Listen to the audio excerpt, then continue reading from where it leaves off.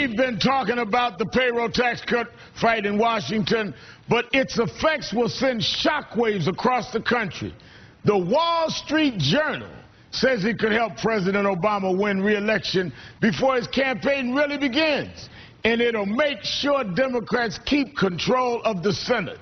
Remember, that's coming from Rupert Murdoch's Wall Street Journal. Now, I don't usually agree with those guys. Plus, a new poll shows President Obama's approval rating is up 5 points this month. 49% approve of the job he's doing.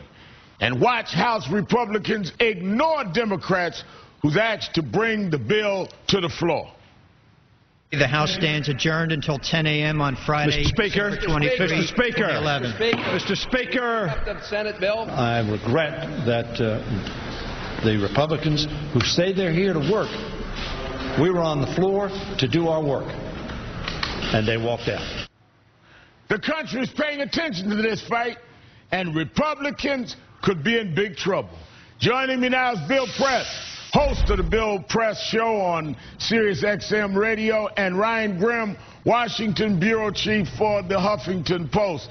Thank you for joining me tonight. Ryan, let me start with you. How much of an impact will this fight have on 2012?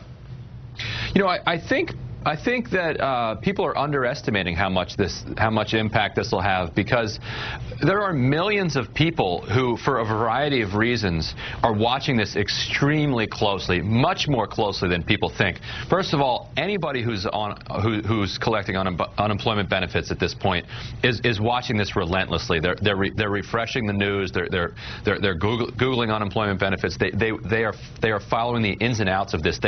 By now they actually understand all of the legislative minutia, and at the same time, doctors. We don't talk about this much, right, but doctors are going to take a huge pay cut for Medicare beneficiaries starting in January, which will just mean chaos for all sorts of people. And then when people notice that their paychecks are smaller come January, then you'll have these 100 million plus people paying attention. So I think that a lot of the Republicans think at this point they can get away with it. Not the leadership, but the Tea Party element of it. But I don't think that's going to bear itself out in reality. Now, Bill, another thing that I think could be affected by this is that the Tea Party and the right wing's big theme was tax cuts, covering the deficit, tax cuts. Now they have lost the argument because they're behind a tax hike on 160 million American people.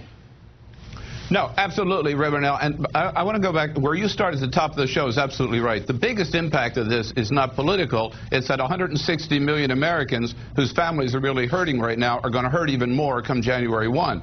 But when you look at the politics, this is a disaster for the Republican Party. Look, they have ceded their #1 issue, as the Wall Street Journal pointed out. They used to be the party that said, we're all about tax cuts. President Obama gave 95% of Americans a tax cut in the stimulus. He gave 100% of Americans a tax cut with this payroll tax cut the first time around this year. And now the Republican Party is letting the Democrats be the party of tax cuts in 2012. Again, they have given away their #1 issue. This is a seismic shift, I believe, Reverend Al. And if you add that to, look at Osama bin Laden, Muammar Gaddafi, the Republicans have also let the Democratic Party become the party of national security. They got nothing to run on.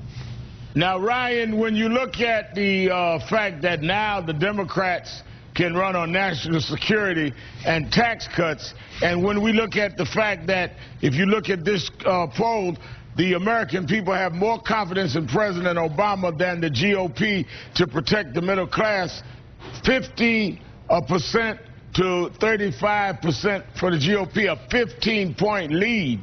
I mean, they have really, in many ways, lost their ability to see the political damage they're self-inflicting.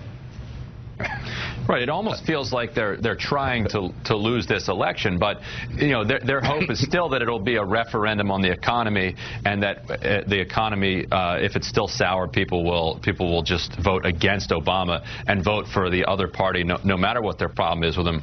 You know, I think a lot of what's going on here is that Congress, you know, the leadership in Congress has really driven its membership the last 3 or 4 years, you know, both Democrats and Republicans, by deadlines and by fear. You know, if you don't bail out these banks, everything's going to collapse. If you don't raise the debt ceiling, you know, the global economy is going to blow up. If you don't fund the government, then this shutdown is going to create a double dip. And now, they're really sick of the brinksmanship. There are tons of these members who think that they should have just busted some of those deadlines in the past, but they never were able to do it. So this deadline is one that I think they feel like they can break without blowing up the global economy. Well, it'll hurt a lot of people, but it will hurt the unemployed and it'll hurt the middle class rather than hurting Wall Street. But and Bill, the how do they get away system. with that when hurting? Beside the fact it's immoral and unethical,